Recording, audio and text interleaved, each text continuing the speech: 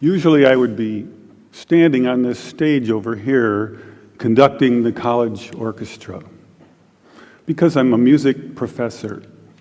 But tonight I'm going to talk about my moonlight activities in the field of science and how they led to a cancer research lab and an important breakthrough. Over the past 8 years, I've had the great pleasure of working with some brilliant and dedicated scientists. They were very open-minded, and we had a common dream that in the future, children would not have to suffer from cancer or from the terrible side effects of toxic drugs or radiation, because we believed there just had to be a better way. There had to be a better way, and we think we may have found it. A scientist said, "You're killing more cancer cells than as if you had used radiation." That same scientist went on, "If you had spent millions of dollars developing a new drug that killed this many cancer cells, it would be a home run." This was an astonishing thing to hear, especially for a music professor who had just completed his first experiments in a cancer lab. But we didn't use any radiation. We didn't use any drugs. So what did we do? I have here two identical tuning forks, both tuned to the note A, the note an orchestra tunes to. These forks are both made to vibrate 440 times per second. We say their frequency is 440 hertz. If I tap this fork, putting little pulses of energy into it, the second fork will also vibrate in sympathy. And if I silence this fork, we just may hear the other singing its tone.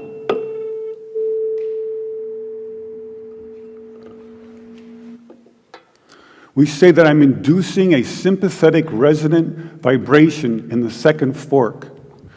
It only works because both forks are tuned to the exact same frequency. Now, many of us have seen this very charming young man on the internet who shatters crystal glasses with his powerful voice. But if you watch him carefully, you'll see that first he taps the glass with his finger and listens. The glass sings its natural resonant pitch. Then he takes a deep breath and sings a loud, long note. He induces a resonant vibration in the crystal glass. The vibration grows larger and larger and larger until the glass is shattered. On the other end of the scale, we have a giant bridge made out of concrete and steel, a suspension bridge, the Tacoma Narrows Bridge. Cars and trucks and buses are going over it every day. And unfortunately, where they built this bridge, there was a steady wind blowing across it. And one day, this wind induces a small vibration in the bridge, hardly noticeable. But the frequency of the vibration matches the resonant frequency of some part of the bridge. And the vibration gets larger and larger and larger until the bridge collapses into the river below. A destructive resonant frequency. So on one end of the scale, we have a giant concrete and steel bridge destroyed by resonance. And on the other, we have a small crystal glass shattered.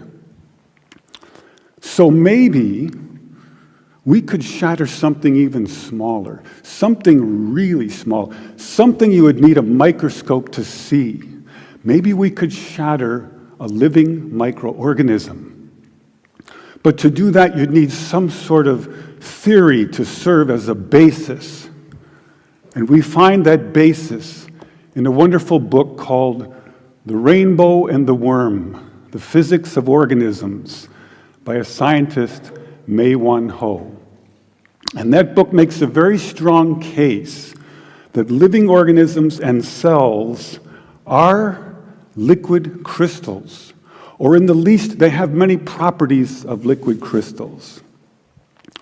Now, we're all familiar with liquid crystals because they are in our laptop computer screens. LCD display, liquid crystal display. And we can change the qualities of the liquid crystals in our computer screen by sending special electronic signals to it. We can change the color and the shape on the screen with these signals. So maybe we could change a biological living liquid crystal with a special electronic signal. But in order to do that, we would need some kind of device. So we search the US patent database, and we find this invention by a physician, Dr. James Baer of Albuquerque, New Mexico. It's called a resonant frequency therapy device, and its purpose is to induce a resonant vibration in a living organism or cell. And there are two really important things about this device. The first is that it uses a very special kind of antenna. They take a hollow glass sphere, they evacuate the air, they put in some helium gas, and when we send in our electronic signals, the helium gas lights up like a fluorescent light. An electrified gas is called a plasma. So this is called a plasma antenna, and it has many special properties uniquely suited for this kind of work. The second important aspect about Dr. Baer's invention is that the output always pulses. It's on, it's off, it's on, it's off. This is very important because when you're doing research on the effects of electromagnetic waves on living organisms and cells, if the signal is constantly on, you are in danger of inducing heat in those cells. And heat causes indiscriminate destruction. And we don't want that. We want targeted destruction. So we don't have to worry about heat.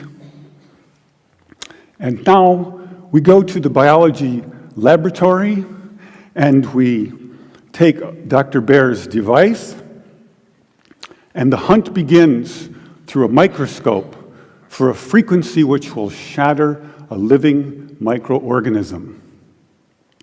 Now we have a method of controlling Dr. Baer's device by an input control frequency. So if I put in, say, 100 hertz, out will come 100 pulses per second. If I put in 200 hertz, we'll get 200 pulses. So now we're searching for the magic frequency. And we start with 100 hertz, and we look through the microscope to see if anything's happening. We watch for 5 minutes. Nothing happens. So we try 101 hertz. We look through the scope for 5 minutes, and nothing happens. So we try 102, 103, and so on. Over the course of 15 months, we try hundreds and hundreds of frequencies, if not thousands, until we find the magic combination. The answer is you have to have two input frequencies, one low, one high, and the higher frequency must be 11 times the lower. It's what we musicians would call the 11th harmonic. And when we add the 11th harmonic, we begin to shatter microorganisms like a crystal glass. These are the first videos taken. We showed these videos to our friends in the biology department. They said they hadn't seen anything quite like it. Seems to be a new phenomenon.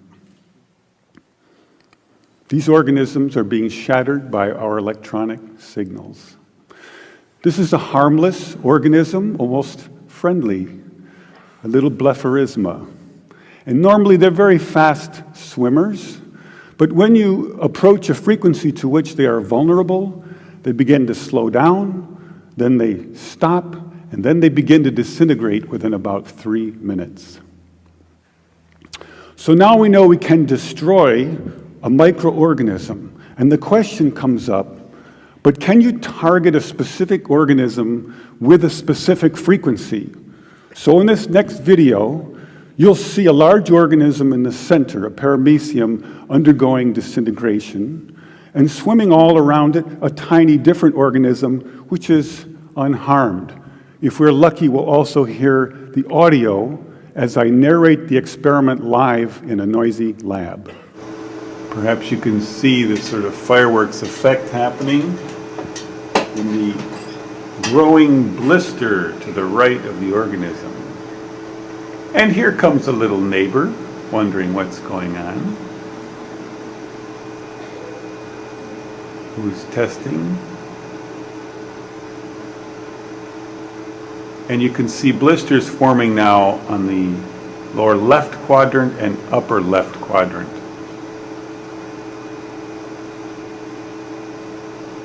The shape is now changing. And a major explosion out the top. So now we have some evidence that we can target specific microorganisms with specific frequencies. And we make several more videos, and we film the destruction of hundreds of microorganisms.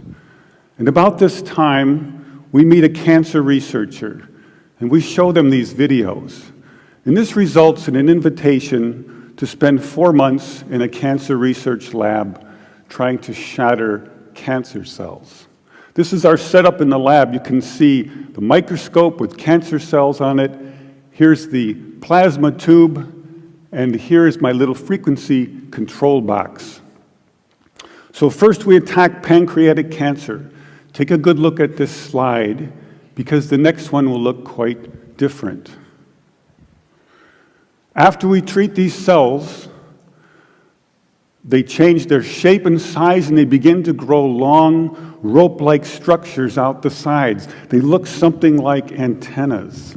I call them bioantennas for biological antennas. It's as if the cancer cells are trying to tune in to our signal.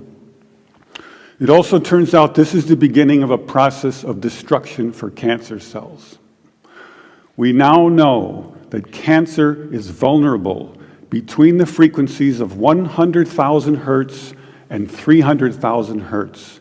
So now we attack leukemia cells. Leukemia cell number 1 tries to grow a copy of itself, but the new cell is shattered into dozens of fragments and scattered across the slide. Leukemia cell number 2 then hyperinflates and also dies. Leukemia cell number 3 then tries to make another cancer cell. The new cell is shattered and the original cell dies. But killing a handful of leukemia cells is not enough for a patient. What kind of numbers can we do? In repeated controlled laboratory experiments, independently assayed by the 2 top experts, we killed an average of 25% to 42% of the leukemia cells, as high as 60%. They also determined that we slowed the growth rate of the cancer by as much as 65%, so a double effect. Now we attack ovarian cancer cells. This is a more distant shot. Here you see brackets coming up around the cells, showing groups of ovarian cancer cells which are being destroyed.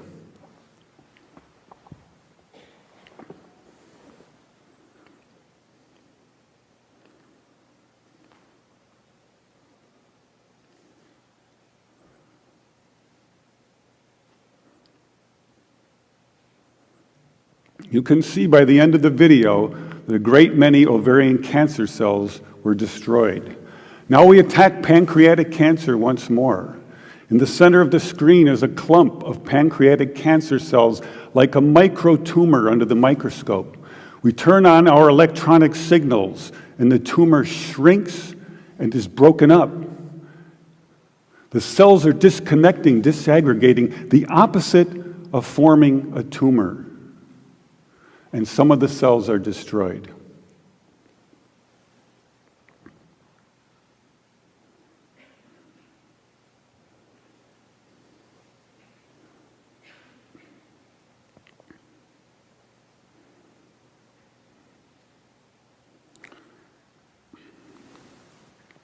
In our most recent work, we attacked the deadly organism MRSA. MRSA is particularly dangerous because it's resistant to many common antibiotics. Thousands of people die every year from MRSA. They have drugs for it, but they have very toxic side effects. We found that our electronic signals could actually eliminate antibiotic resistance in MRSA. Then by adding a very small amount of a common antibiotic, we were able to kill MRSA and slow its growth rate. Since I was a 17-year-old high school student with twin interests in both music and science, I never imagined the two would come together in a cancer research lab. I now believe that the future cancer treatment rooms for children will be a very different place. It will be a pleasant place where children gather and make new friends. They probably won't even know they're sick. They'll draw pictures, color in their books, play with their toys, all the while unaware that above them are beautiful blue, pinkish plasma lights emanating healing, pulsing electric fields, shattering their cancer painlessly and non-toxically, one cell at a time. Thank you.